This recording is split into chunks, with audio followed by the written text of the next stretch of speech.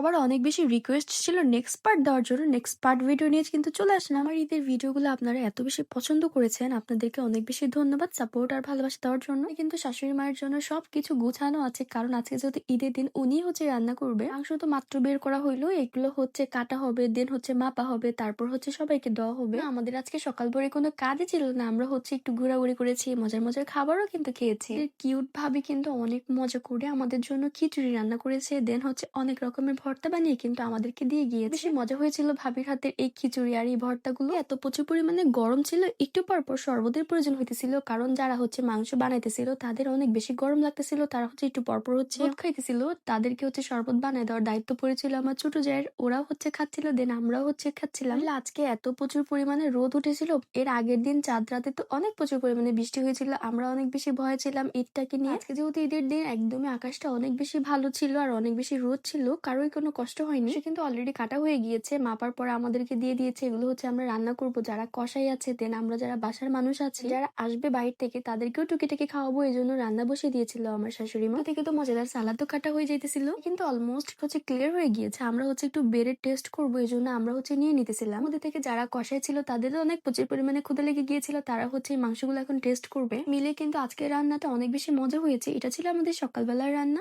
তো আবার শুরু হয়ে যাবে রাতের রান্না, তখন হচ্ছে আবারও ভিডিও শেয়ার করবো আপনাদের সাথে। মাশাআল্লাহ মাংসটা খেতে এত মজা হয়েছিল, আমার শাশুড়ি মায়ের রান্না কিন্তু আসলেই অনেক মজা। যারা কষাই ছিল তারা খেয়েও অনেক বেশি মজা পেয়েছে আমাদের মাংসটা। আয়োজন তো শেষ, সন্ধ্যায় কি কি রান্না করলাম সবকিছু শেয়ার করবো নেক্সট ডে।